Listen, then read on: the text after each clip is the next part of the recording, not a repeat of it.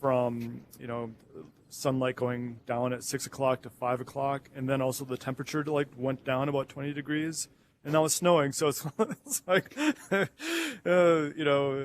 that's part of being in Minnesota, I guess, that you just have to roll with it. But rip all the Band-Aids off at once. yes. So it's kind of nice to actually be in this beautiful blue sky place with you guys and not thinking about snow. Just don't let it like get to you, because PJ tells a bunch of guests that it's dark out when we get out of here, but for like an hour and a half or an hour we've been talking in the sun. It's like, oh no, it's bedtime, but it does not feel like bedtime. Yeah. So don't Not at all. go outside and freeze to death thinking it's spring and summer.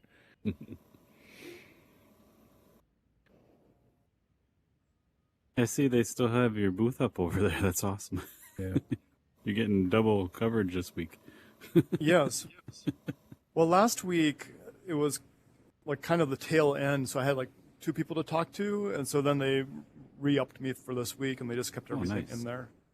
Oh, awesome. So it sounds like they might be changing their business model to do this once a month as opposed to every week, because they don't get a lot of people coming in, and I can understand that, because I'm pretty tech savvy, but it took me a couple whiles to get spatial or get everything set up so I could download it and do the side quest, because I didn't know what side quest was, and so it's not the most intuitive place just to pop into.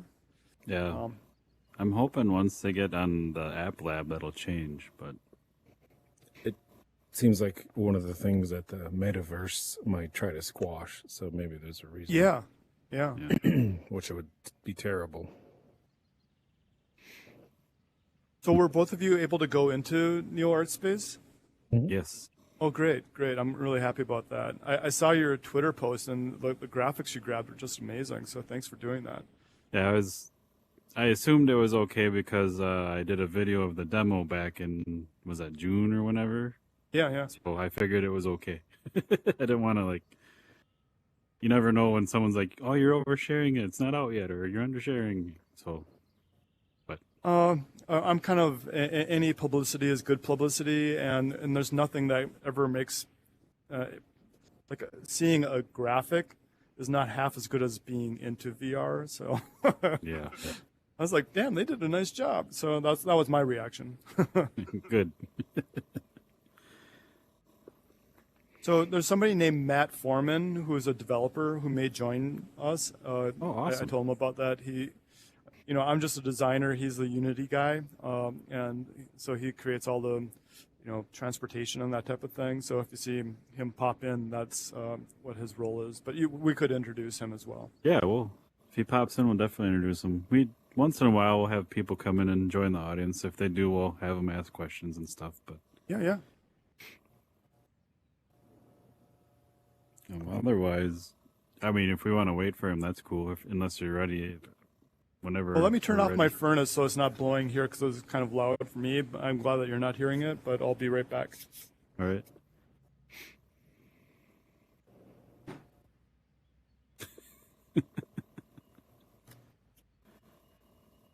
I didn't do a dual stream. There is no good way that I can find to quiet one of them yet, so I just did the single. Unless I think you're going to have to ask him to put a mute button in. I was wondering if he was carrying his head up there and putting it like on a hook, like a coat hook. Exactly what it seemed like. Boop. And I'm back. We always like to watch someone you can kind of tell like they take their own head off and set it down or hang it up. It was like a play-by-play. I was like, I think he's putting it on a coat hook, and then it just your head went like. Well, I recently watched Avatar again, and like going into VR is kind of like that, or you're in one body, and all of a sudden you're like in a different body. But when the real world calls, all of a sudden that body in VR just pops down to the ground, and your head rolls wherever it is, and so it is very interesting. Well, this is interesting format compared to last time. I think we were just voices over your Discord, site, yeah. so it's kind of fun to see both of you and be here with you virtually. Yeah, it's more engaging. Like the audio only is great, but this you can see hand movements and you can tell I'm looking at you, and like if you bring stuff, you can do show and tell. Yeah. Oh, Yeah. well, I I see someone. really like what you did with the space with adding all the artwork. Yeah, Yeah. we're kind of in the process of redesigning the booth to help maximize that stuff. But hey, Matt, Hey guys. Hey, Matt. Rem 5 alumni, what's up? Yeah.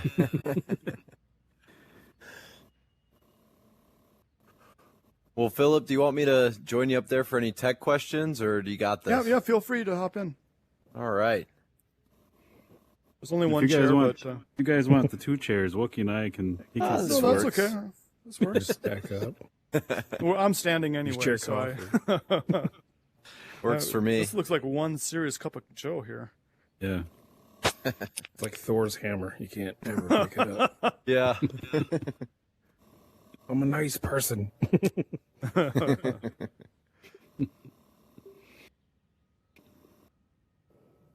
Trying to remember when I visited you guys a couple months back. I'm trying to think if you were there when I came by or not. Yeah, I'm not sure. I've been kind of hit and miss due to my schedule. I was here when we had a booth that you could kind of walk around in, but Yeah. Well, if you guys are ready, we're all ready. Stupid. Just kind of do the intro and then just start talking. We're pretty laid back, as you Cool. know. Yes, absolutely. We're ready to roll. Just for the intro, we usually say, it's PJ the Wookiee, and then we go like this and just yeah, Shut the introductions, lines out. that'd be great. Yeah. Yeah. whatever you want to say. So we have that little double mini me as a camera there. So if you look at his name, that's kind of where the camera ends up being. Yeah, Okay. this is about the lens. Oh, okay. I was just wondering. We'll look at the name. Cool. the Yeah. invisible silent type over there. Yeah. Uncle Fester, everybody likes to pet. Yeah. Well, all right. Well, hey, Ready when you everyone. are. All right. Hello, everyone. Welcome to VR Verdict Podcast, episode 98. I am PJ, A Wookiee? and we're here chatting with. Phillip Noyed. And Matt Foreman. How's it going, guys? Good. It's going great. This is Glad to be here. awesome. I'm always excited when we have someone return because then we know we weren't totally obnoxious or we were worth talking to. So. That's a good point. Oh, I really enjoyed the conversation last time, so it's good Yeah. to be back. Um, It's really great to be in this space where you've decorated with some of the neo art space pieces, and so I feel right at home. good. For sure. Yeah. For listeners and Wookiee, both of these gentlemen reside up in the Twin Cities in Minneapolis, not too far from where I live and where Wookiee used to live. So, like I said, I visited Where you are those guys. places? I'm from La Crosse, Wisconsin, actually. Oh, yeah. Not far Yeah. at all. North Carolina. Okay. We were just He chatting used to about, live up here. Yeah, they were just chatting about Got it. possible snow. Snowing there, and I'm like, it's hot as Oh. balls. down Not ready for that. It happened. Yeah. We used to wait until November. True. But Yeah. Philip, you got a new thing coming out, and you're nice enough to give Wookiee and I access to your Neo Space. What do you call it exactly? It's called Neo Art Space. So like new art and space is kind of both being in outer space, but also a space that you experience art in. And it's, like a 30 different light room experience in the middle of outer space. There are spacewalks through star systems and planets. And, basically, I think that if it were in the real world, it'd be about 100,000 square feet. Horizontally and about 10 stories tall at least when you see it just as an experience. So it's not just a piece of art on the wall, it's actually like an artwork that you go inside and experience directly. And so we, with Matt's help, who's a developer on the team, Yeah. we're a part of Steam Fest, and we have a little demo out there that people can try. It's has sound and some interactivity, and so that's NeoArtSpace on Steam.com. Yeah, and I should note that it's not only a VR game. You can go play the demo in just 2D desktop mode too, either with your keyboard or plug a game controller in if you have one. So we want to open it up to everyone, make it as accessible as possible. So instead of going just straight VR, we decided to make a desktop mode as well. Yeah, that's awesome. And anyone listening or watching, there'll be links in the show notes for those things, so check it out. Yeah. But yeah, you say it's for flat screen and VR, and I think I love it when developers are able to do that just to share it with more people. But Yeah, I we can't didn't- imagine with a good set of headphones, even when you're in the non-VR, because obviously VR is going to be way more impressive. Yeah, immersive with spatial Immersive. audio and all that. But But yeah, I'm kind of joining Philip on the tech side. So he hand painted every single thing you see in this experience in Tilt Brush, and I essentially, with the help of another developer, his name's Zach Chapman, I helped pull that into Unity game engine and essentially give it some structure as an actual VR experience that you can go in. It'll have a main menu and stuff like that. And the demo doesn't have a menu or anything like that. You just load right into the experience, since that isn't finished yet. But yeah, we polished up the demo pretty good, and users should have a good experience with that. So yeah, I got to look at the demo during the Steam Fest, and I was just blown away. And I hit those fences. I'm like, no, I want to keep going. It was good to get past those this week, but yeah, it was just with the audio and the light. I mean, oh my! I was going to ask you, did you create all that stuff, and how did you do it? And you're saying you used Tilt Brush in VR, and you did all of that from there, huh? Yes. So I come at VR development from an entirely different perspective than most people, because I've been an artist for multiple years, and I've done public art installations at airports, and I do like mobiles using dichroic film that creates these kinetic diamonds that create light that move across the floor, and you can actually walk into the light as it comes across to you. And I've created like a rainbow pyramid. Recently, it was on a TV show with Demi Lovato in Sedona. That's a 12-foot by 12-foot light pyramid that you actually walk into and sit down, and Demi was able to see UFOs. So, I mean, it's pretty powerful. So, I started from like this public art installation where like the person is not just somebody like looking at art on the wall, but actually in the UX, like the experience is all about them being in the middle of something.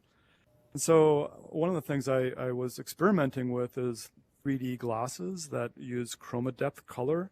So you could see a painting that's 2D, but actually would be 3D, and it goes through all the different colors from pink to dark blue, and the colors bolt off the canvas. So then I was contacted by somebody to try VR, and I'm like, okay, well, what if I took this 2D painting and made it a painting that you could walk into? So I went and I created like this painting where when you look at it, it looks like the regular 2D painting, but when you go inside of it, it has all the different colors and shapes of a VR experience. So, and it was all done using Tilt Brush. Then I thought, how could I actually make this even a bigger experience that would be like each experience would be more interesting than the next, and that there would be kind of a journey through it. And so that's kind of how I ended up in this. There's been a few kind of steps along the way, like figuring out UI, UX, and the ability for people to easily wayfind. Initially, I didn't have great paths, and so people would walk into a wall and get stuck there. Kind of an existential experience. I'm like, you're in a wall, please leave.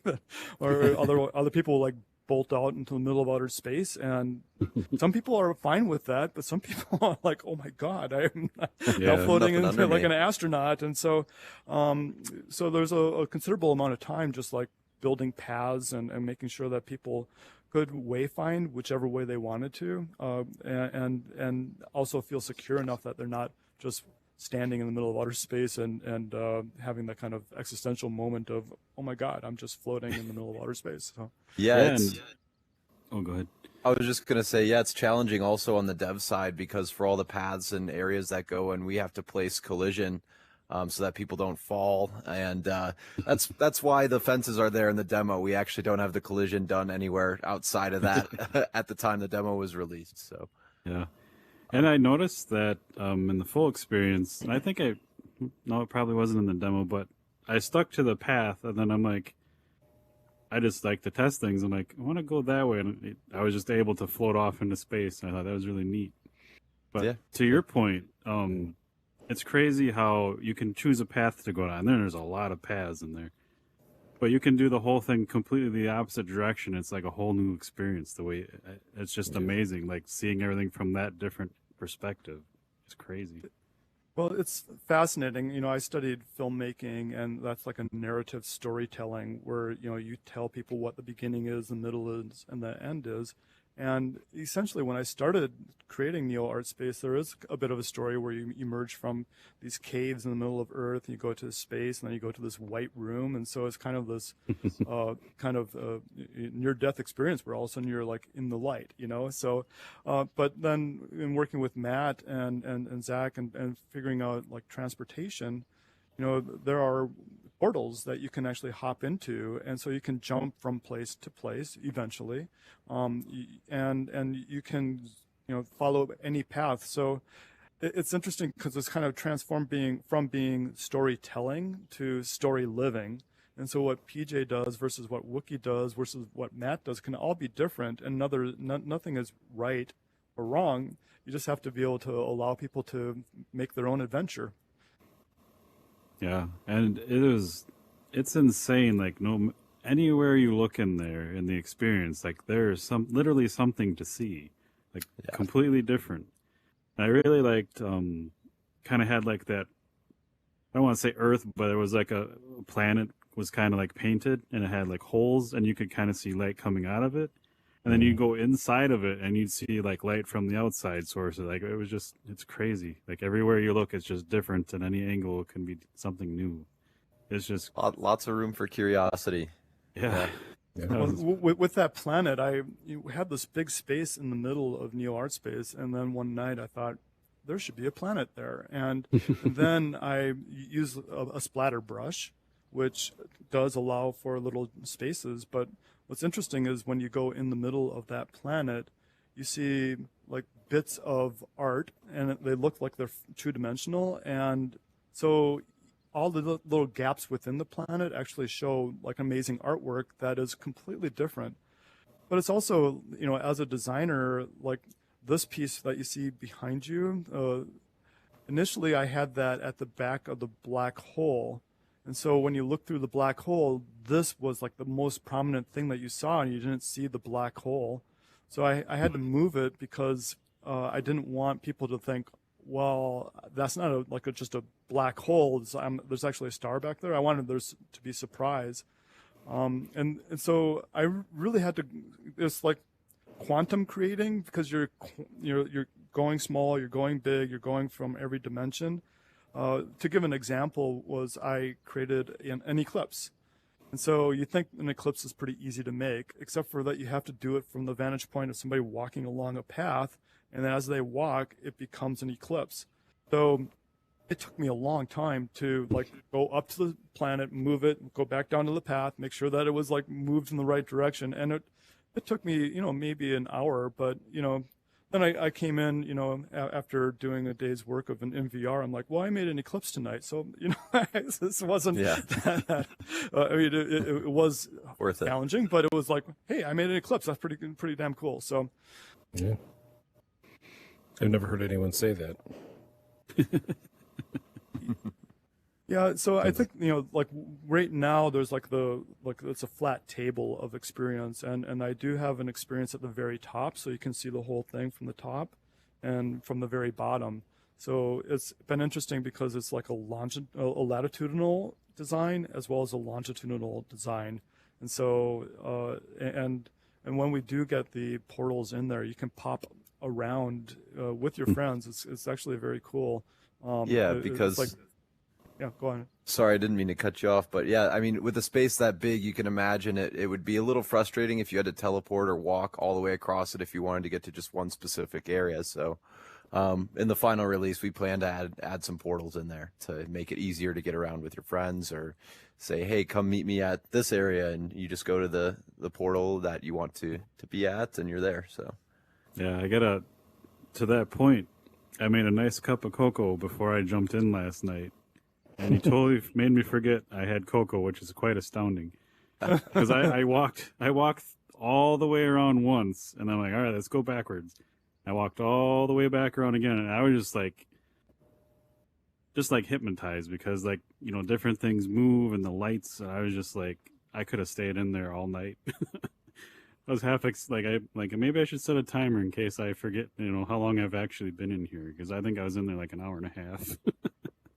that's great. That is awesome. And because it's experiential, you know, like I'm sure that those places are kind of in your mind still, of places that you were. I have a friend who was kind of dealing with some anxiety, and then like she went into the Rainbow Pyramid. We have like a small version of that over there. And then like 2 weeks later, she was like kind of in a scary situation. She's like, I'm just shaking my eyes and thinking about being in the Rainbow Pyramid, and all of a sudden she's like calm again. So I did want, like, you know, places where, you know, say you're at work and you want to find a place just to chill. You can go into like this radiant area or this cave, and just kind of chill out in a meditative, beautiful space. And so that's you know, part of the point is, like, you know, that there are a lot of different rooms, but there's also specific rooms that you can, or experiences that you can really resonate with and go back again and again. Yeah, in that demo, I was in that, I think when you start, you go to the right, and I was in like the Crystal Cave. I don't know if you have a picture of it. Yeah, this one here? Yeah, with like, it's red, blue, you know, and it changes, but I just kind of sat in there for like 20 minutes, just sat there, just listened to the music. It's awesome. Staring at I think the same Crystal Cave, maybe a different one, but they had little black spires that looked like crystals, but they were kind of morphing. And I was just sitting there staring at that thing. I'm like, Yeah. that's Yeah. weird. Well, Couldn't stop looking at it. it's really wonderful within Tilt Brush is that, you know, the brushes all have these interactivities. And so, like, you're painting not just with color, but you're also painting with motion. And that particular brush, you know, I played around with it a while, but I wanted them to look like sculptures, but they're also kind of like not of this world sculptures. And the way that they undulate actually keeps them alive in a way that, you know, a real sculpture is always static here, unless it's like a mobile that's air driven. And so it's really cool that within VR that you have the ability to bring things to life, and that they aren't necessarily static. It's almost like, when you explain it like that, it's almost like something you might see on a planet, like a Mass Effect game or something like that. It's something, you know, like, not really sure what a organism or intent or whatever it is. It's just doing its own thing and being cool. But I was sitting there watching the corners kind of, you know, some would be out, and then they would switch spots. And I was like, wow, it's just interesting. I don't know that I would have thought to put anything like that in there, but it's Well, initially, it was just the colors. I used a paintbrush called Comet, and it was like the yellows and the oranges and all these like kind of diamond shapes that were, and I thought, you know, it would be really interesting to just try to have some, you know, moving sculptures. And so one night I threw them in. I'm like, you know what? That really helps it. It doesn't distract from all the kind of beautiful elements. It gives a little sense of life to it within that space. Yeah, everything there seemed like it belonged, even though it was, some of it was just strange and out there and wonderful. But like, it was an experience. Like, I hope a lot of people get to go look at that, because, like you said, it's a place. It's not just looking at a painting. You can remember it a little easier. Except for, like, you know, when I saw the rainbow tunnel off, I'm like, I gotta go walk in whatever that is, because even the viewers can't see it, but like the way it sparkles when you move, it's almost like a far off waterfall with like light glinting on it while all that light's going on. But then when I got into the middle of it, I kind of forgot, because along the way I forgot what I was waiting to see, and I was like, oh crap, I'm in it. Because there was so much other stuff before I got there. It was just I was wild. gonna say the same thing. Like even like on the floor, like different things are happening. I'm like, oh, and you kind of like focus on that for a bit, and then you're like, oh, all of a sudden I'm in this big cave, and holy crap, this is awesome. And then you're like, I want to go look at that, like Wookie said. By the time you get there, you almost forget about it. But Yeah. because you like there's an area with like bubbles, and there's an area with like Trying to pop them. just like lights and things, like little lights coming at you and moving around. It's just crazy. Yeah. Yeah, even And- though it's less gamified, with all the stuff to look at, it's eye candy and kind of captivates your attention. We do expect people to still play it for long periods of time and want to come back to, see their favorite areas. Yeah, and just like anyone watching this, you can see me do this. I back the camera. Oh, pardon me. You can just walk into this thing, and when I look out, like everything has a shade and a tint, and like, at the end of that one cave, you had a little portal there. Wookie, I don't know if you got to see this because in the full thing you shared, it wasn't the same as the demo. Like the demo, like you stuck your head in that thing, and it really chromified everything and changed color, and like the whole universe was like different. I was like, that really blew me away. That was Can't wait Matt's to- magic. Yeah, that was something I ended up putting in at the very end. We had talked about, what are some different ways that you're able to experience this, and we talked about maybe, some glasses you could put on, but doing it with an orb that you stick your head in is just easier for people, especially if they're new to VR. They don't really need to worry about a grab button and picking something up. They just walk to the area, and the intuitive reaction for people is just to stick their head in. And everyone does, so that ended up working really well. Yeah, it was really neat. I might have, was that in, It was right at the end of the color caves. If you went to the right, there's like it looked like white scribbly nexus or something. It was in the wasn't demo. working. It's in the there's demo. some of that, but Yeah, I it's in the noticed I could- demo, not in the test version we sent you.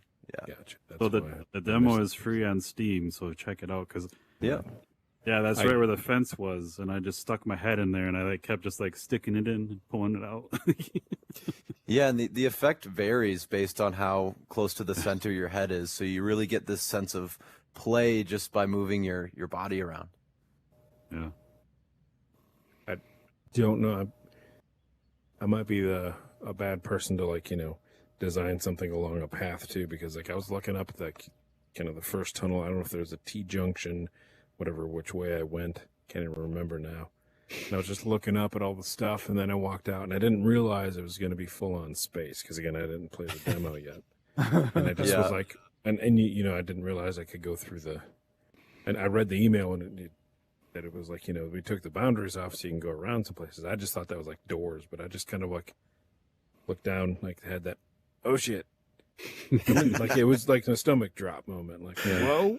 And Yeah. I could float, Didn't know I was doing that, so I had no idea where I was. I'm going to look at Well, that. some people really want to just be in space and get that Mhm. sense where you can look down and you can look up and you're not on anything. But it's not for the faint of heart. Yeah. Yeah. I So we have to embraced kind it. of I just- judiciously have Yeah. colliders because, this experience is supposed to not have senses of fear or anything. It's all supposed to be making you feel, a sense of wonder and awe. So we'll have to be judicious about what people can actually do. Yeah, it's always curious from a design perspective how you walk that line because whether it's I always think of it when you're bowling, you're put the bumpers up. I don't know if you can choose that before you even hop in there. Just put bumpers up on the sidewalks or something. Yeah. Yeah, accessibility is a big one here. We've even had to have Philip change a few things visually, just, with some people are sensitive to flashing patterns and lights Yep. and stuff like that. So we've had to be a little careful about that as well. So. Well, I created a glyph. There's this ability within Tilt Brush to be able to make a globe, just by the way that you move your brushes or your hands. And I made this hypercolor glyph that's yellow, red, orange, yellow, white, and it's just like, which to me is like amazingly cool. And so I had like a 30-foot long walkway of that, and so to me as an artist that was like really really cool. And then Matt's like, somebody might have an epileptic fit and have a heart attack or something. So Yeah. so then I it's like, well, what am I going to do? So then I did in one of those screen grabs you did. I made them into smaller pieces that you can look at from a far distance. Yeah. And then I made those radiant colors that are the embers. So like it was like, okay, what am I going to do? And then I was like, you know what I did is actually better. So it's more peaceful, it's more joyful, it's more colorful. Yeah, and so it was the thing he replaced it with is actually that picture in the lower right. So it's a little more approachable than what was there earlier. So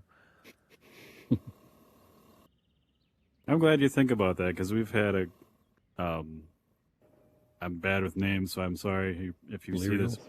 Yeah, Lyriel. He's epileptic, and he's very trying to like bring awareness to gaming and stuff. So I love it when you guys think of that stuff without ahead of time, without having to go back and change things. And yeah, I think I'm a little lucky in that regard because, having worked at REM 5, that's actually a location-based VR business.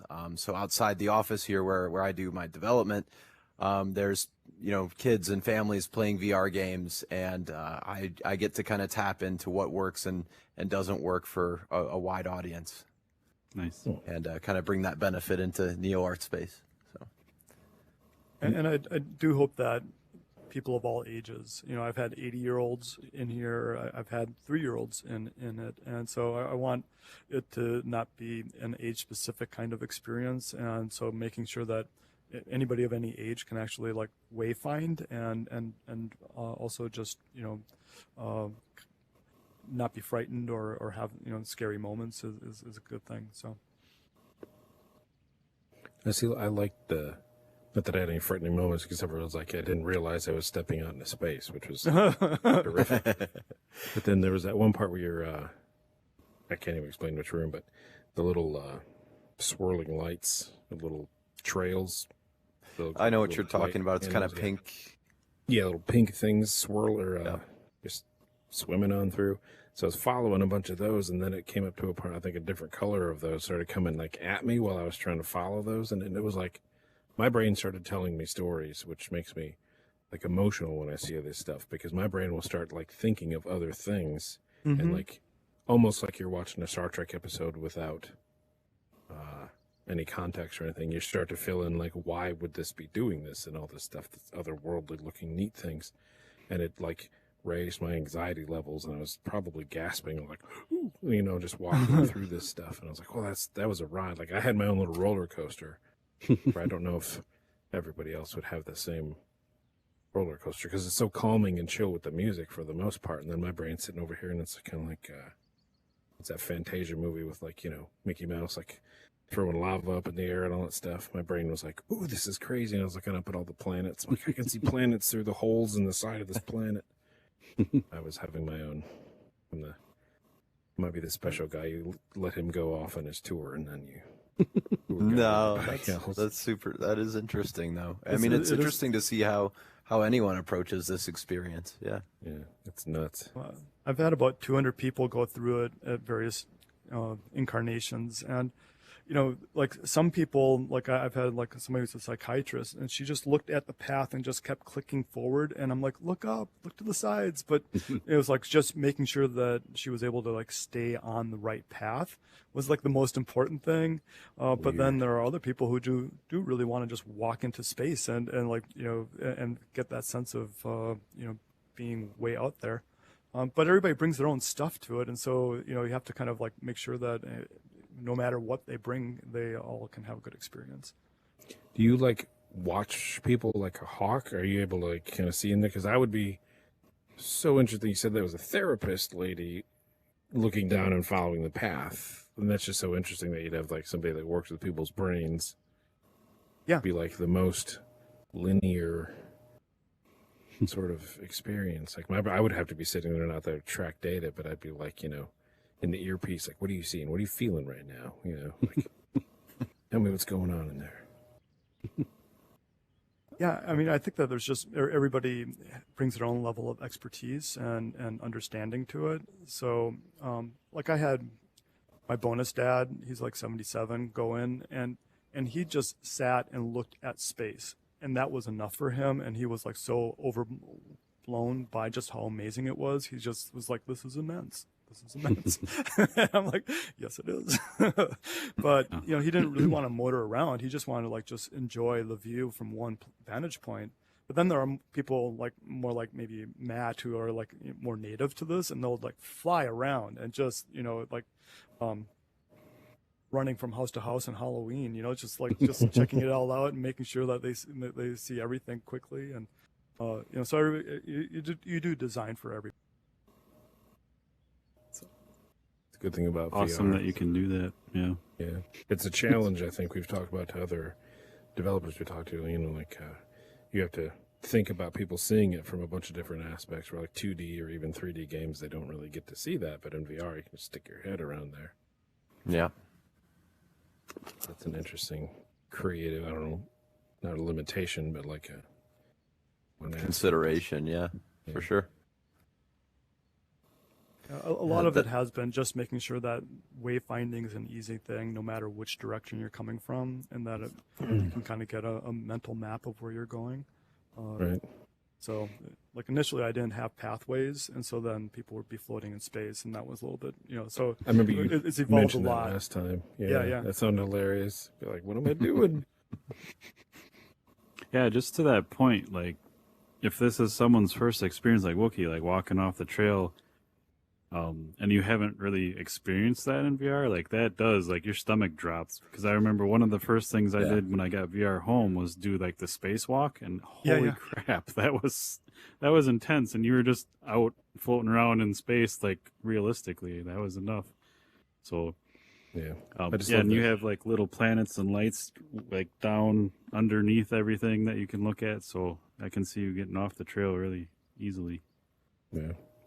I just like the VR can make you do that, like, not really fight or flight response, but that little ping of like, oh crap, back up, Like, Yep. Some games you can walk off a cliff and you might, your stomach might drop a little bit, but this one's actually your whole body's like, whoop, lean backwards, like you might have to fall if you're doing something funny. So there's so many ways that my brain wants to experience this. It's like part of me wants to have like a path that I'm pulled through, just like a little roller coaster of it, a real one, just kind of going through, so I can eat popcorn looking at all this crap. No, I wouldn't want it to tell me how it told me. Like I think the Museum of Other Realities did something like that, where they call it a turtle, and you stand on it, and it's like this ring of light on the floor, and you can get a group of people in there, and it just kind of you float around the museum if you're on top of it. So it is kind of a cool thing.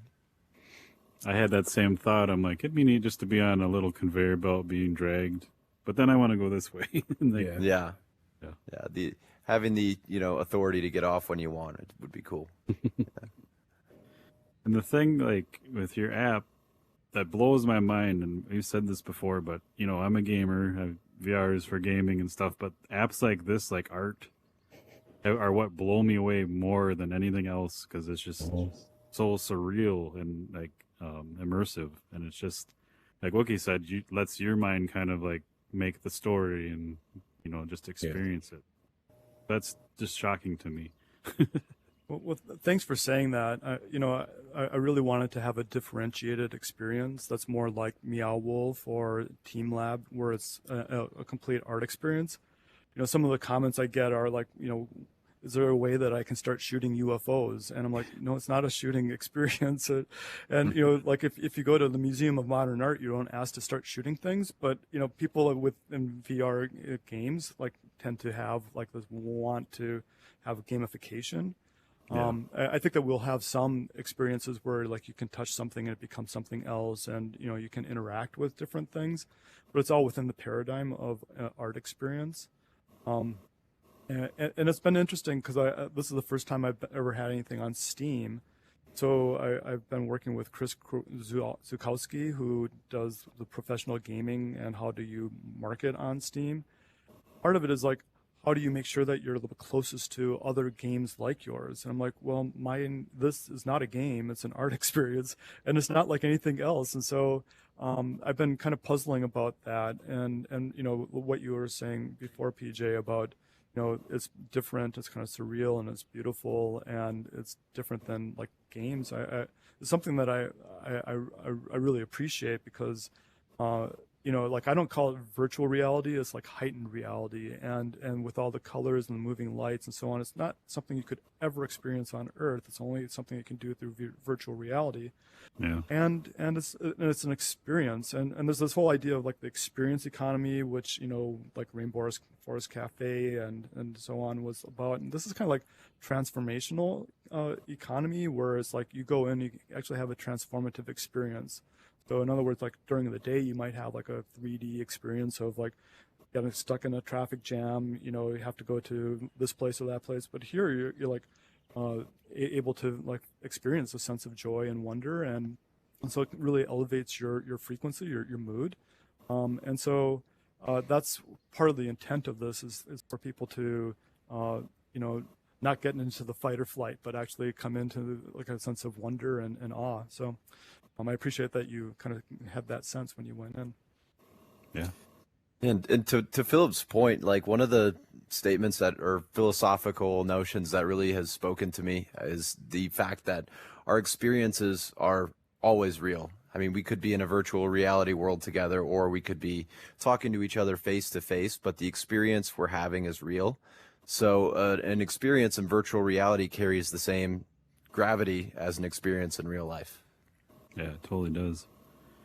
And I've been very interested in like the therapeutics of VR, and I recently saw somebody talk about VR in the ICU and intensive care unit. And my bonus dad was in the hospital recently, and it was a traumatic experience for me because there's doctors whipping in and out, and there's lights flashing and horns beeping, and so what they found in a healthcare environment is like, say you put on your headset and you are in Tahiti or in Neo Art Space, your anxiety goes down, your need for painkillers goes down, and you actually feel less stress, and I think that's really an interesting thing. I know that Matt's mom was just recently in the hospital too, and it's hospitals are, like, bless them, but I mean, as a patient, I mean, even as somebody sitting there, it's kind of a scarier place, and so Yeah. I think that VR can provide a sense of therapeutics to people, a way that Yeah, is and to intriguing. your point, I actually got a headset on my mom while she was in the hospital, and something I was working on, and she had a great time. So yeah. Awesome. Yeah, I spent a lot of time in a hospital, and I would have loved to have a VR headset back then, just sitting there waiting around for things, and Yeah. yeah. Going back to I'm the curious.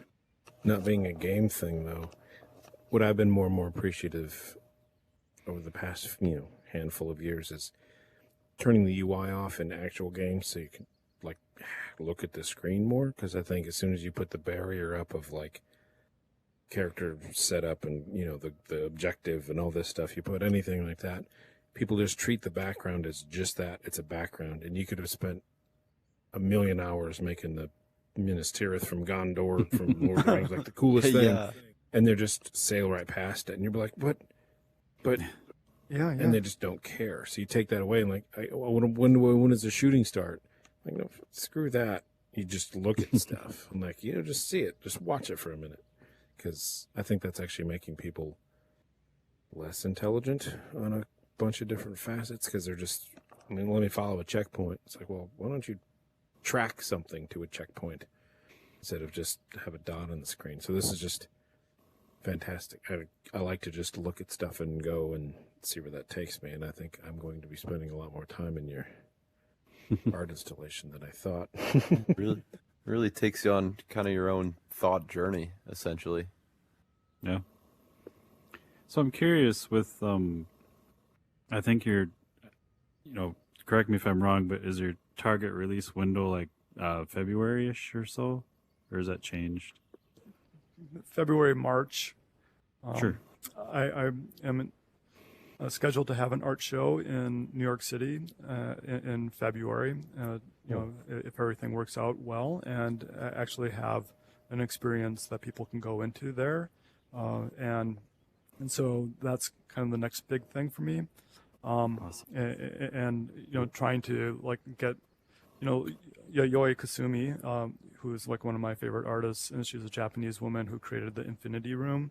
And she had that in New York City, and people waited for like 3 blocks to be able to get into it. And so, like what I have created is like something that's like far more large than what the Infinity Room is. And so I'm hoping that I'll get some good press and be able to get a lot of people through there that are very interested in the arts at New York City, and that will be kind of a leaping off point for launching it. Nice. Just curious if you have, I mean, I'm sure you want to see how it goes, but from a couple of things you've said today or this evening, do you have like a base, like, is it complete, or do you kind of want to add stuff down the road type of thing, or what are you thinking about? Yeah, I mean, this is the base experience, and so there will be interactivity, and there will be music, and there will be spatial sound design.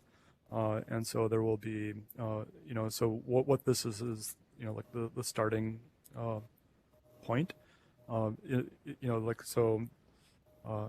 will be updates to it, like the chroma depth, the globe that Matt put in. We have other tricks up our sleeve that we'd like to be able to provide, so that there will be other things to do or other things to touch and transform, and so that it can be, a touch and immersive art experience, as well as, so that's, we're hoping, or we're not hoping, we're planning on it. Yeah. Good to hear. It's been interesting thinking about music, because I've worked with a couple of different musicians, and people, I don't know if you remember 2001 Space Odyssey, but a lot of people think about it like that, which is kind of like a droning kind of sound. And so like finding the right music has really been something that we've been working on, to make sure that it's not like earth music. Like I don't want drums, and I don't want like birds calling and so on, because I want this to feel like you're in a whole different galaxy. But also I want it to be kind of light and joyful. And so, and a lot of people have like, and so, and I don't want to give people headaches when they go in. I mean, and I'm sorry if I'm hurting any artists, musicians' feelings, but it's music is like an integral part of this, and it has to be complementary. And that's been an interesting challenge. Yeah, and I was going to ask, and maybe I'm wrong, but it seemed like with the experience you shared, like, I don't know if it was the same song or a really long song, but it was different from the demo, right? Like there was like some spatial sound in the demo. Yeah, there's that? spatial sound in the demo. 'Cause, I think I want to call them the candy caves, that one up there, but it seemed like in the demo, it was like some spatial sound, and it was kind of like an earthy type of sound, like it was just kind of like followed you a bit. I was just curious if that was planned or we have the track looping, and there are certain areas where additional sounds play. Like there's an area, if you kind of go off to the left when you enter the demo, it's you see like some waviness below you, and there's some sound design with like that involves some water there. And as you approach was remembering. That might be what you're referring to. But yeah, that's an extra layer of sound that I kind of just fade in as you move toward that area. So that's awesome, because that's what we were talking about earlier. Like I don't think that's in the full experience that you shared. No, not yet. I went in there, I'm like, am I misremembering, or like, it's like an actual memory, like we were talking about. Like that's how crazy it is. Yeah, so like, we really spent time polishing up the demo and getting that in there, kind of as our vertical slice of all these features and stuff. And we'll definitely be bringing that back into the main experience as well. I really advocated for you to be able to go into the experience as is, even though it's definitely beta. So Zach did some heroic work to be able to get it out for you. So you've seen what nobody else has seen, but yes, It's still just kind of the beta version of what we're going to be doing. Yeah, and I get that. I just wanted to make sure. I'm like, Yep. so it was No, so you're not weird in my crazy. head. I'm You, like, you heard what you heard. Yeah. okay, Well, you might be crazy, but It's just a little bit. This isn't a good indicator of that. I think I told you, Wookie, I'm like, yeah, there's some really good spatial sound in there. And I went in there, I'm like, was I thinking of the wrong app or game? Or like, what was... I was pretty sure that's what that was, but... yeah, absolutely. My brain was focused on what my eyes were telling me, too. Yeah. So Well, the music in there was a good vehicle for the rest of it, and it was really calming and gorgeous. yeah. I wouldn't have noticed spatial sound, I don't think. I would have just been, like, tripping through there. I don't want to say tripping and put the wrong spin on it or anything like that, but Some people would do that. might enhance it even further. I don't know. Might scare the crap out of somebody. When I was going through, I was like, how can more games like bring in this sort of like feeling? Because I don't get anywhere. Again, I get like I can't listen to a lot of music because it'll jerk my emotions around like nobody's business. I don't know why. But like, why can't games put more stuff? I mean, this is its own thing, but why can't a regular game be this cool? I don't understand. Like, no offense to every game out there I've ever played that's not this experience, but it's like, why can't games make you feel and think like that? And I guess it's just the basic thing is the game's trying to make you push buttons and kill things. So.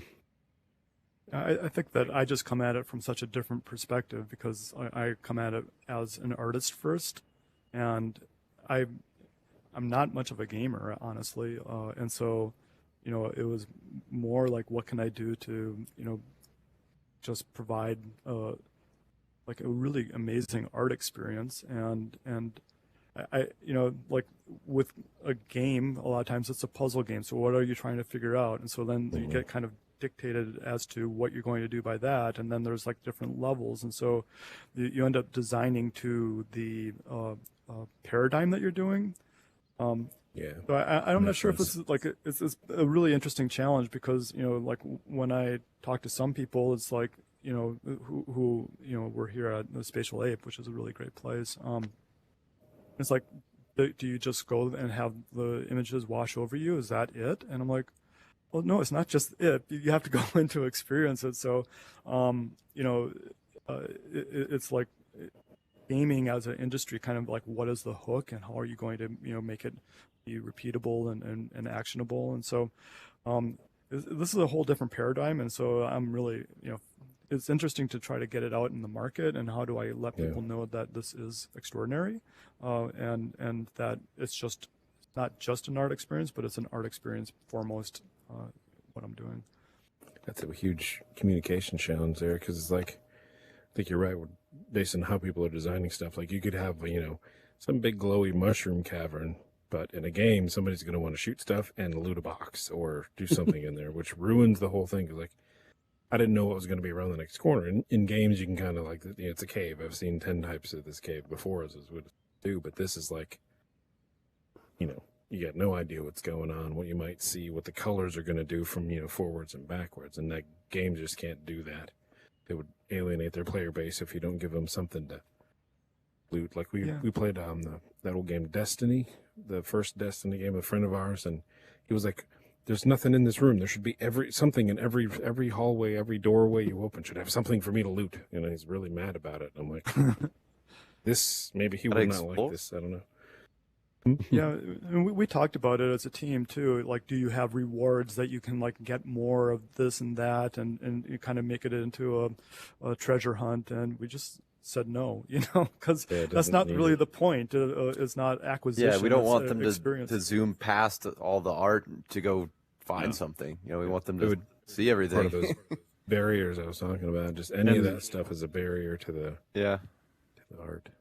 You were talking about like moving and movement speeds and stuff, and I'll admit at first, like, it was like, I want to walk faster than this, but then then you start looking at stuff like, no, it's perfect, because like that planet where you use like I can't remember what brush you said, but it was kind of like splattered a little bit. Yeah, the splatter brush. It's like you're walking towards it. I mean, again, there's so much to see, but I'm like, I'm gonna go check out that planet. And then you're walking towards it, and you get closer, and you're like, I think I can go in there, like.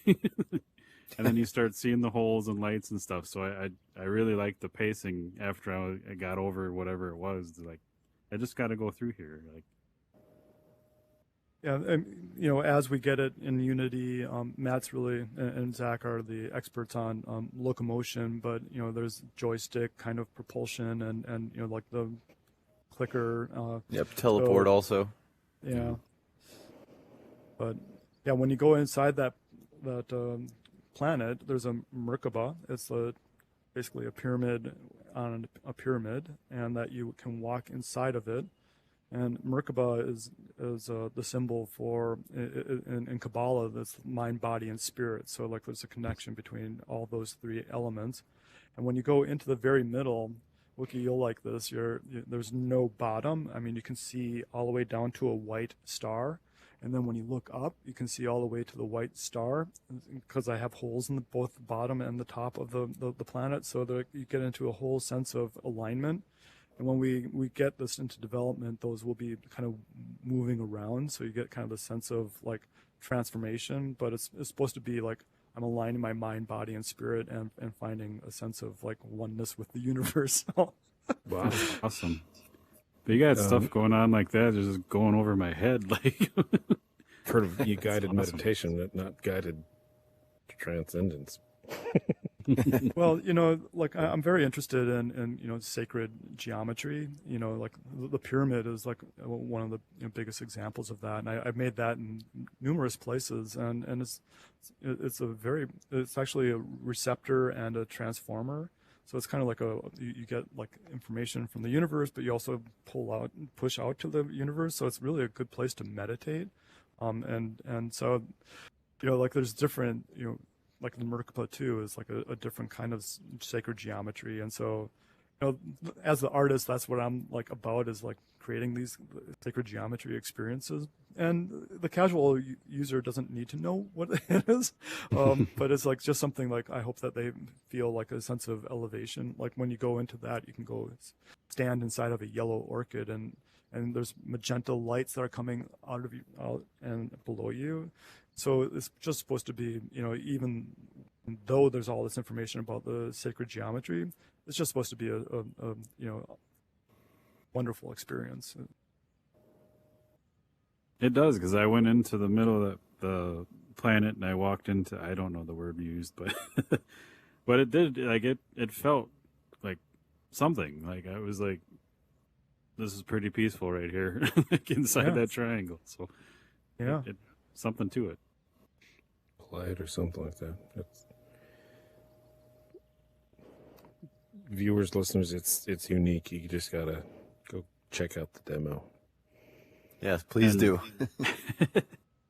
And that's, like you kind of mentioned earlier, like there's no video or picture that can really demonstrate VR. And I think that kind of works against you more than any other like VR game, because you can see like the bright colors and the shapes and stuff, but like, even on the flat screen, like with, it'll look awesome, but there's nothing like stepping into that and being in like that cave of lights and then things are just washing over you, and it's just mind-blowing. Yeah, for video games, it's like you see the screenshot of the video and it, a VR game and people playing it, and it doesn't do it justice. This one's like seeing a picture of a puddle or being in an infinity pool, like one of those ones that don't end and touch the ocean. Like that's the difference here with this one, because the impact is so, I want to say personal, but the connection there is so much more of a moment than a video game. That as cool as these photos are and the little videos we got playing, it's like, well, I remember that when the lights were all flying all over the place and I was standing in the middle of it.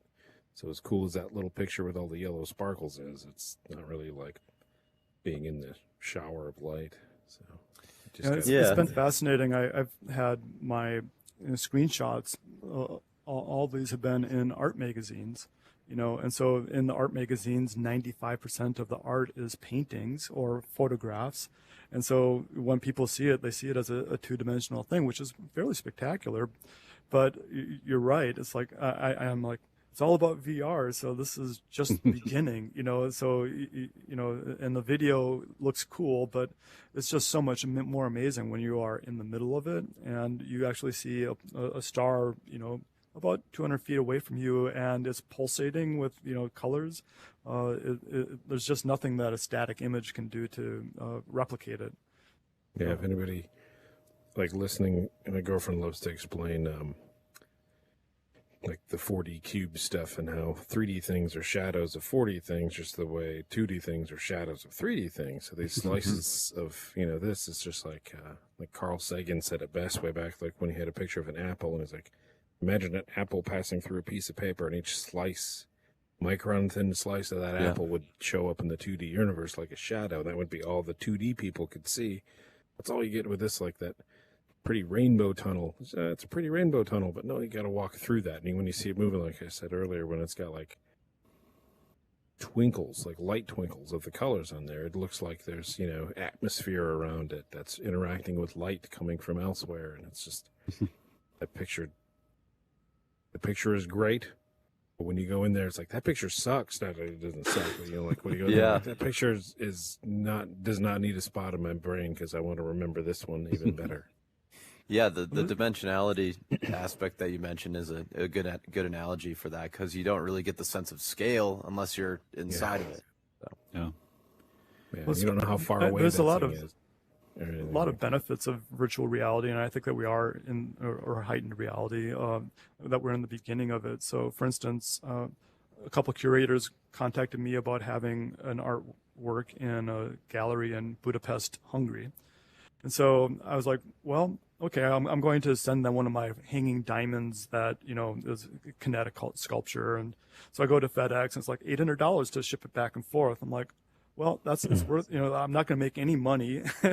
And so then I said, well, I have this demo on a PC. And so people can go, experience the VR on a screen, on the PC. And that's, something that anybody around the world, but it's certainly in this Budapest gallery, they'll be going to open night and be able to, experience Neo Art Space as the demo there. And it was just an email that I had to send, with a link, so, and with Neo Art Space, again, like, hopefully next time, if there's a next time, like Wookie in North Carolina, me in Minnesota, and PJ here in La Crosse, and Matt, we could all just go for a walk together, and it breaks down all space and time borders, and you can just all go in and enjoy it wherever you are. And so it's as it gets more commercially viable, I think that it's just, so cool. And then also as an artist,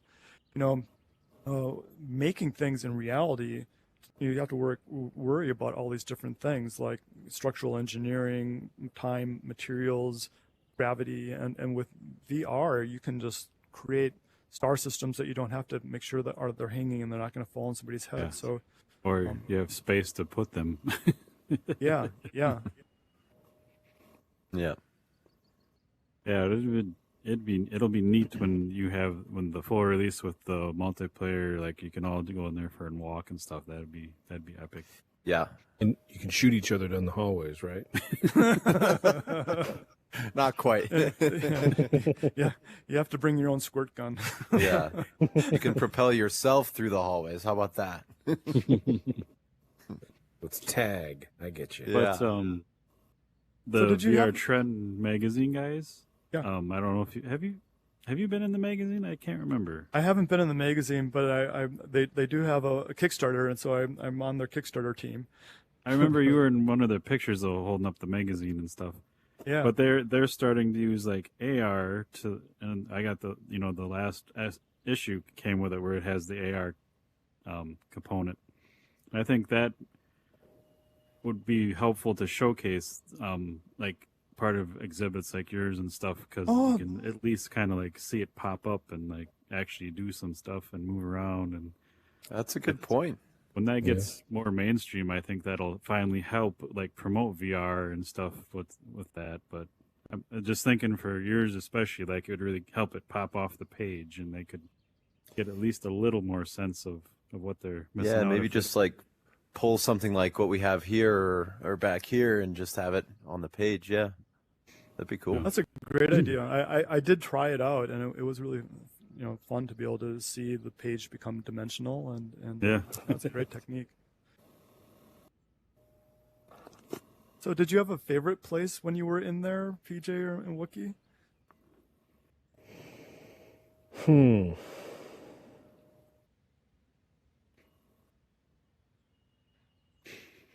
Just can think before, it was just before I realized what I was looking at was the big, like, mauve planet color in the center was a planet you could go in. It was just before that because I hadn't quite realized, like, I'm going in that thing. That was my favorite moment. It wasn't any one thing. It was like that was the best part because I'm like, oh snap, like I'm gonna The realization. Yeah. That Yeah. was my favorite part of the whole thing. And that's like I said, you're just walking through there, and like you're not really paying attention. And all of a sudden, like I think there's more over there, and then you just kind of see it slowly like get bigger, and then you get to it, and it's like huge, and it's just the pace of it is really neat. Yeah. Because I didn't even know that planet was there, and then I'm like, what is that? And it looked like just this little cube over there, and I'm like, oh, that's a whole nother thing. So, but specifically to answer your question, I have a three-way tie between this yellow light cave here, the row of lights, and then the candy cave, I like to call it. Those three are just like, I think mostly the cave is what draws me. I just like caves, I guess, but I've sat in there the most, listening to the sounds and just looking at the colors shift, and like each little shard is like I would call it a prism. I don't know what the actual terms are, but even if you don't move, like things are happening. But once you start moving, like things really start changing, and it's just incredible. Yeah, it's kind of like I haven't used Tilt Brush, and I've only seen a couple things that use it. So, like, how did you make that cave and get it to Matt to put it in Unity? Like, that seems so crazy to me. Like, did you paint that in Tilt Brush and it was just one big asset and you just drop it in Unity, or you have to reconstruct some of it, or? Well, I'll let Matt answer that.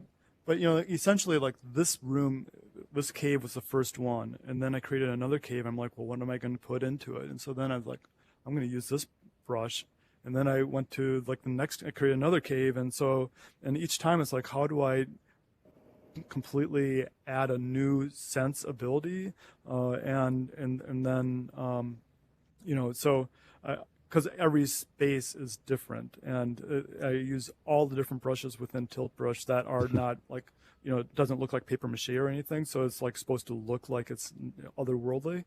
But yeah, it was like a big sense of adventure with me because I did not know I was going to make that, and all of a sudden I was like, look at, I can pull this prism, and then I can make it green, and then it shines, and oh my God, this is like a crystalline cave, and then so it was just kind of a joyous adventure of creation, and not really a diabolical plan like I'm going to do this, and then there's a whole creative brief that says I have to do that, and so no, it was kind of creating as I went. But then then there's a giant Tilt Brush file, and then that's when Matt comes in. Yeah, pretty much. I got the Tilt Brush file from Phillip and made sure that I could open it in my copy of Tilt Brush as well. And then on the dev side, there is a free-to-use Tilt Brush toolkit that you can import into Unity.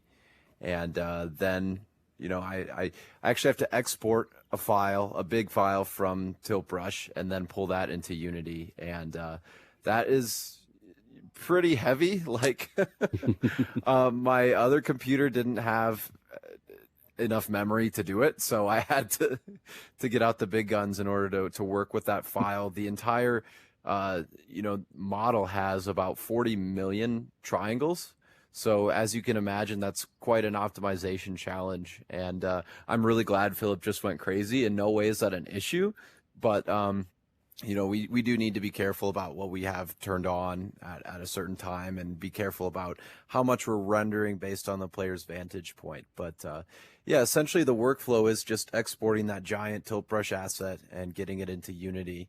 And once we get further into optimization, we're going to be exporting, little pieces of it and bringing it into Unity. And those pieces we can turn on and off, or, render with more or less detail depending on how near or far away the player is.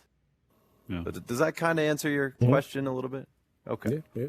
It was with great sense of relief that this could actually go into Unity. When they told me that it was successful, I was like, oh my God, thank you.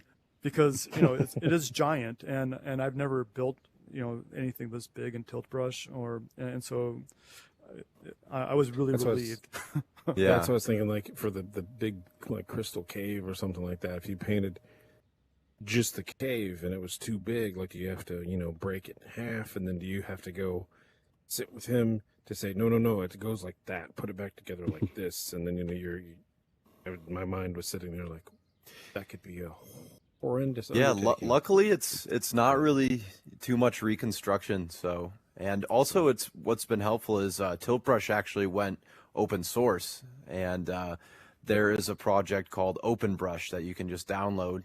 Tilt Brush was made in Unity, so as a developer, it was nice for me to be able to look through the actual Tilt Brush files and see how they set everything up, and kind of get our settings in line so that we can achieve the same look. Because if you open an empty Unity project, even after pulling in Tilt Brush Toolkit and bringing in the art, it lacks the flair that you see in the actual Tilt Brush application. So we had to do some work to actually get it looking the exact same. But yeah.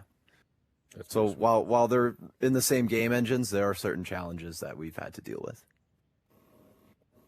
Yeah, and real quick on Open Brush, because I had Rosie Summers on the podcast. And Oh yeah, she is, oh my God, amazing. We've sat in some of her classes and stuff like that. She did. I think that was the Narnia scene. She was playing Narnia. That was cool. He's one of the ones helping, to keep Tilt Brush, Open Brush going and support that. Yeah, and that's for awesome. listeners and Wookiee, like if you've never seen, like, you can just go grab all kinds of little art and just like, it's not on this scope by any means, but like you can just like little animated things, and you can just kind of walk around in all these places, like, and it's all free unless you want to like tip the person, but it's pretty epic. But clearly nothing on this scale. So I was also thinking like, how the hell did you do this? I don't remember what size you said it was if you were in the real world, but it's pretty huge. Like, Yeah. 10 stories and was 100 square 100,000. yards? Thousands, yeah. 1,000 square feet. Roughly, yeah. That's my guesstimate, yeah. Give or take a planet or two. Yeah. But yeah, it's definitely a PC VR game, because it is so big that you need to have the horsepower of a PC, as I understand it. So, but we, aren't really scrimping on any of the design or the music or the sound effects. We want it to be the best experience possible. So, Yep. so it might be big, but it's going to be worth it. I love that you're doing that. Like, the Quest is great, but like my heart's with PCVR and just like actually making something big and beautiful, and like you said, the right sounds and animations and all that. Like, I see it as like you can watch something on a movie on TV, or you can do IMAX. Like, this is going to be IMAX, It's like Yeah. round and big and gorgeous. Oh.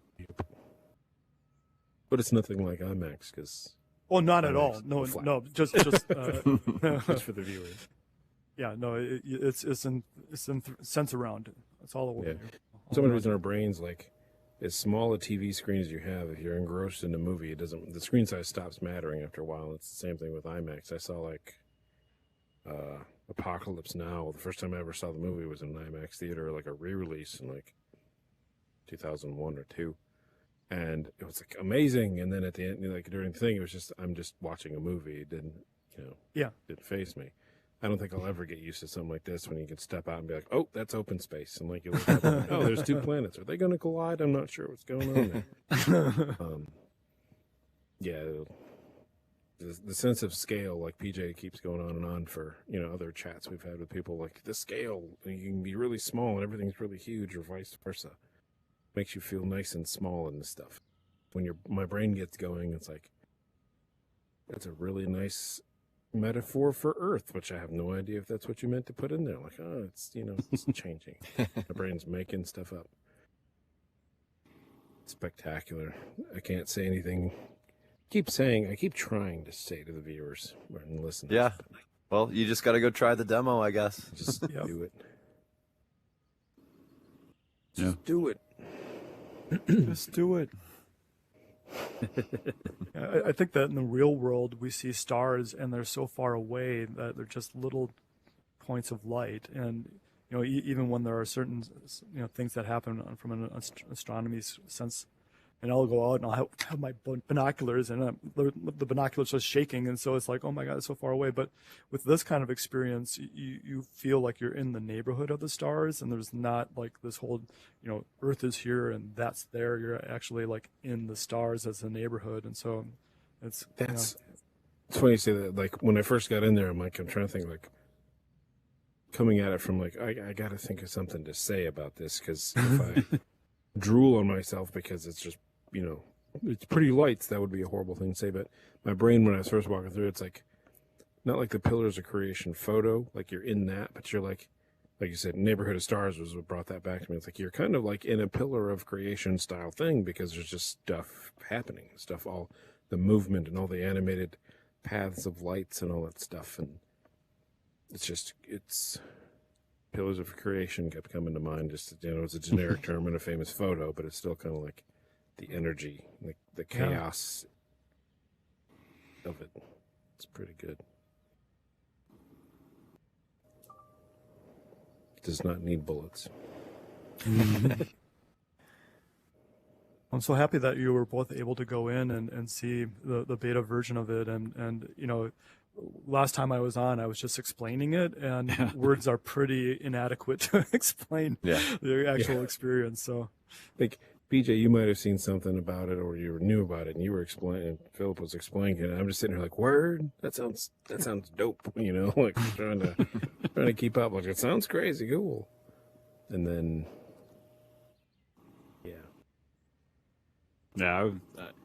I'm trying to remember. I should have looked, but I'm trying to remember when you were on and you were talking about, because it was a while ago, and I was just like months at least, patiently waiting, because you kind of described it, but like I've seen photos of your other artwork and stuff, and when I visited you guys, my plan was to visit you too, but you were busy with family, and I was like, I want to get back there because I want to see like just your photos of your other work. Like, I really like what you do with lighting and, color and all that. So I was really bummed I didn't get to, but I've been thinking about it ever since on the podcast last. I'm like, that's coming up. It's coming up. yeah, I think it was May or June. And so, we were just in the beginning of, figuring out how to get it into Unity and so on. Yeah. So we've made a lot of progress, and doing the demo was a really great thing to like kind of propel things forward. Yes, definitely. I'm just in awe because we've said it on the podcast. Like, normally when it's just our stuff in here, there's a little thing on the wall there. I went into Tilt Brush and all I could do was write like our podcast name with a paintbrush. So when like you guys pull this stuff off, it's just like, I don't know how you do it. I went in there and I was like, I don't know what tool to use to do what. It's like a caveman throwing excrement at the wall. Like, I'm sure it takes practice, but that's something Philip can speak to much more than I. Well, I think that I've spent about 2,000 hours in this, and so just like learning to type, like pretty soon you are doing it without thinking, and then also because I've been a potter, I've been a photographer, I've done projections, I've done lighting design, I've done video, and studied filmmaking. Like, everything came together in VR that allows me to create these dimensional things. So it's kind of like the culmination of a lifetime of artistic exploration And VR is the perfect, and tilt brush is the perfect way for me to express all that in a way that I couldn't ever do in reality. What was I'm just curious, like the first time you ever went into like tilt brush, like what did you just do? Like, how did you just start? Because I think that's probably the hardest part. I went in and I had a paintbrush and tilt brush because I was like, okay, I'm just going to figure out tilt brush. And so I started painting, and there's that famous picture of Picasso painting with light. And so I'm like, ooh, I can really do this. And then I'm like, that's too small. And so then I kept jumping to make it bigger. And so people were like, what the heck's that guy doing? He's like jumping over there in the corner. And then like I realized that like you can shapeshift, so you can go from the size of a squirrel to the size of a dinosaur. And so when you're at the size of a dinosaur, it's pretty easy to make like a star system because you're making everything's tiny. And then when you get back down to the size of the squirrel, all of a sudden you have a star system up there. So part of it was to learn that I could, be different sizes. And then like totally just going through every single brush and trying it. And then, doing that first painting. And then realizing that tilt brush had enough different brushes that I could like create something that was massive. But yeah, at first it was kind of challenging. I mean, like you, I mean, it's like, what am I going to make? And if you don't really know what you're going to make, it's, and you're doing it for the first time, it's a little bit maybe scary, but spending time in it, you learn all the kind of ins and outs. And there's so many interesting tricks, like making a globe, for instance. You make a circle, you can like pull it apart, and all of a sudden a globe pops up, or a disc, and it's like, damn, that's like magic, and it's not something you can do in reality. And there are all these different like shapes, like capsules and squares and so on. There's things I would ask for, but it's and then you can also cut and paste. And so like I can create all these. I can create 1, 2, 3, cut and paste each one of them as a row, and then I can like highlight them all, and then I can change the color, and I can highlight the next set and change the color, and highlight the next set and change the color. So I can move pretty quickly by replicating and changing. And so it looks like every single one of these was done separately, but I'm like cut, paste, color. And so nobody ever sees me. I probably should document what I do a little bit more because it's kind of maniacal, but it is actually magical too. So I'd watch that stream. Yeah.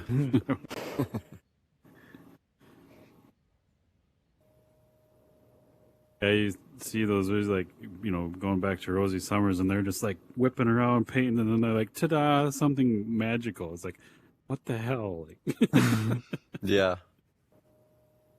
it's crazy. well, we had a contest of artists, VR artists at REM 5, and I, in 20 minutes, I created like 8 different colored globes, and then like 20 different fireworks. They were all in this giant rim, and the space was just giant. And then what I ended up finding out is that on the monitor, all people could see was like blank space, because what I created was a little bit too big. And so the other people were creating things like the size of this table. And so everybody could like see what they're creating, and so I didn't even make it to the second round, but I'm like, I created a universe, it's beautiful. Yeah, that was saw tricky it. because the people, voting on everything were seeing it on a 2D screen. But yeah, fun event though. Really cool to see how different people approach tilt brush painting. Yeah. Yeah, and I think that you learn through every experience, and so like I didn't realize I was actually supposed to be concentrating on the 2D screen, but I mean, other people made amazing things, and then our friend Brian edited my video together, and it's like, oh yes, you can see everything that was happening, and it really turned out to be very cool. So Yeah.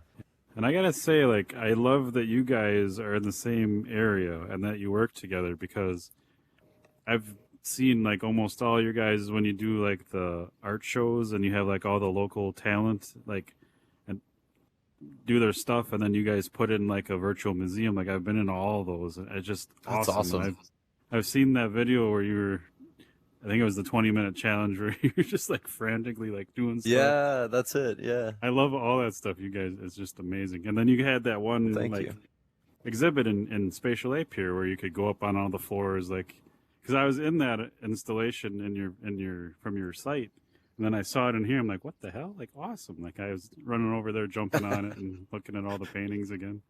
So, Yeah, that's fun. I mean, like I'm glad that I'm at Rem 5. That's how I believe I ended up meeting Philip in the first place, was through Rem 5 events and stuff like that. But yeah, Rem 5 does a lot of like, community focused stuff and reaching out to, virtual events so that people from across the globe can join as well.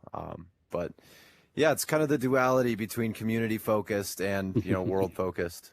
But yeah, it was funny because They've also done some really I- cool things, like for the Minnesota Twins, Yep. having Yeah. a virtual event, and then also an art gallery. So like they use the medium of VR to create things for experiences, and I think that that's been really fascinating, and it does become very inclusive, especially when with the pandemic people could go see art in a VR sensing, and Yeah. And I think it was funny because I think it was Brian I was talking to, and he's like, hey, we're doing this Minnesota Twins thing last summer, I think. yeah. And so we had him on the podcast and did all that. And then I started talking to you, and then you're like, oh, yeah, we worked with him. I'm like, what? Like, yeah, we're both in the cities. I'm like, really? Like, yeah. I'm like, Yeah, well, I'm like 2 hours south. Like, I got to come up. That's awesome. Yeah, I love that I get to double dip here. So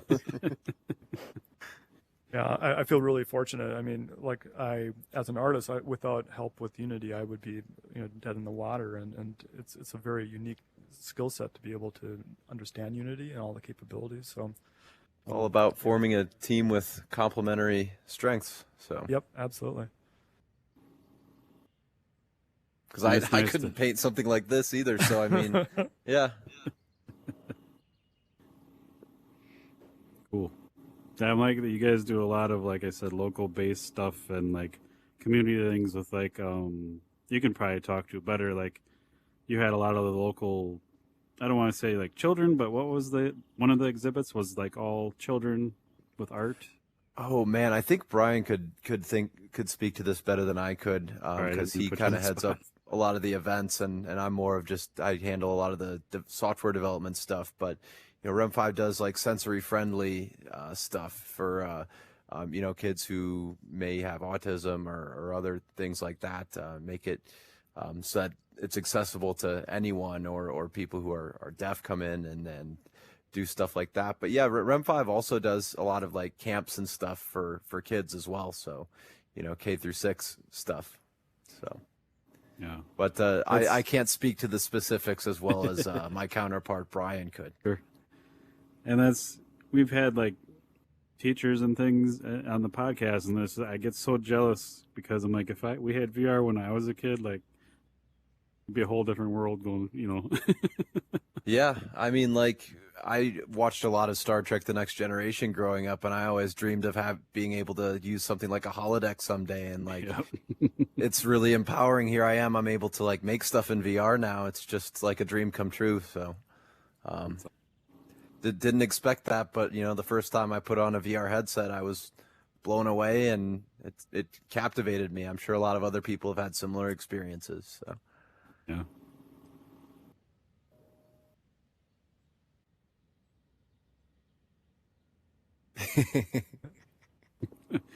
Well, I want to appreciate your time. So we've gone a little over an hour. We don't mind, but sometimes guests might. But before we wrap up, is there anything we didn't get to talk about that you wanted to share or talk about, or?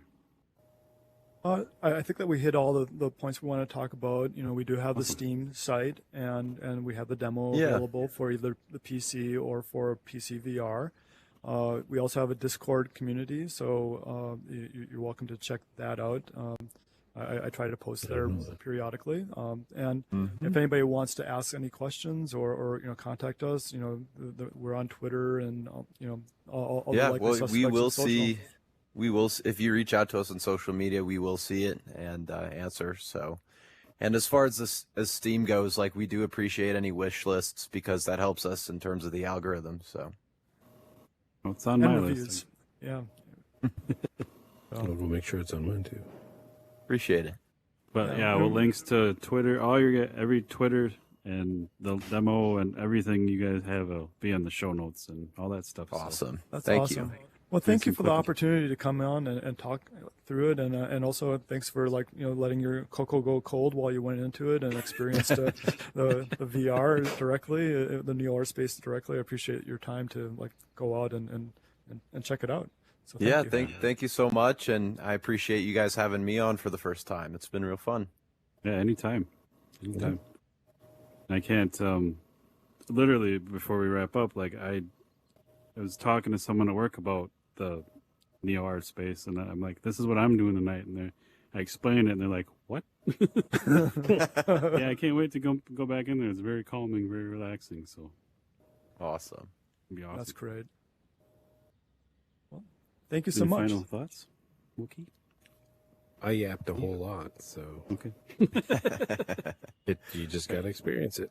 Go Yeah. do it. So Yeah, well, this has been real viewers, go ahead fun. and wish list it. Yeah. Thank you, everyone. Thank you all. Wave at the invisible camera. Bye. Bye-bye. Okay, see you guys. Yeah, Awesome. thanks again, man. All right. Take care, everyone. You too. Don't freeze to death in the snow. I'll try not to. All I right. don't want to look Bye. outside now. Bye-bye. See ya. I'm gonna take the camera on a quick lap here with the two exhibits here. Oh, we got it going.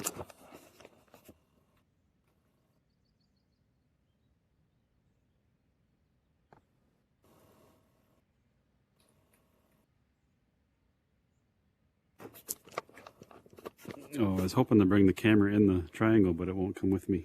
Yeah, I don't think you have your personal space block. I don't think it'll go in there with you. See if it goes now.